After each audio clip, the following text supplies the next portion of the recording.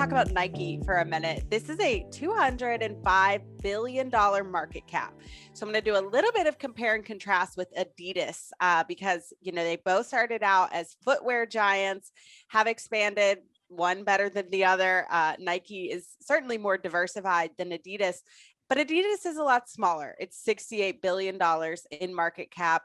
Both of them are really going after the direct to consumer market.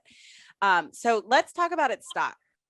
Nike stock is up almost 30% since January 1st, 2020. I like to look at that because that's kind of, incorporates the whole pandemic plus the start of the recovery here in the US.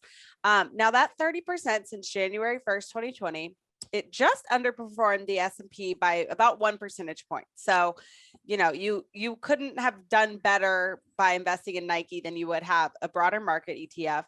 Now, Nike does have a smallish dividend. It's yielding about 0.8%.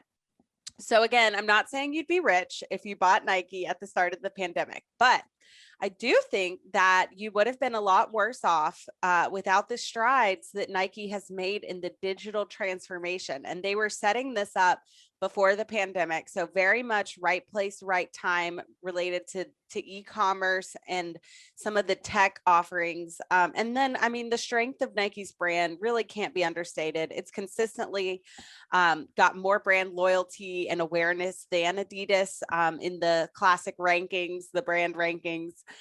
Nike had to close stores like plenty of other retailers during the pandemic for about a quarter. But they really management has come out and said, we stress tested our direct to consumer model, which includes e-commerce and all the digital stuff. So they're really optimistic about that. Now let's take a step more recently and just look at the stock year to date. So it's down 7%. Meanwhile, the S&P is up 13%. So if we take a smaller look, it has not done so well. Its third quarter sales were up overall just 3%. Now, the management cited industry logistical issues that were not specific to Nike, and they are predicting a nice recovery. They talked about port issues. They talked about supply chain, all those sorts of things.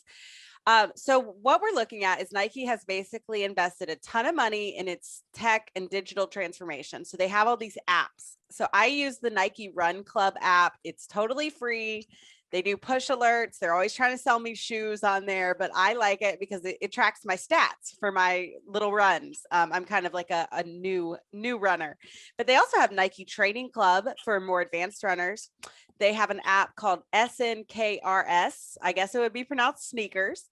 So they're bringing people into their ecosystem with these huge value adds. The more people that join it, you have a networking effect. If Jenna's on Nike Run Club and I'm on Nike Run Club, we can share our stats. We can be accountability buddies. So I think we're going to start seeing more and more return on investments on the technological investments that Nike's made.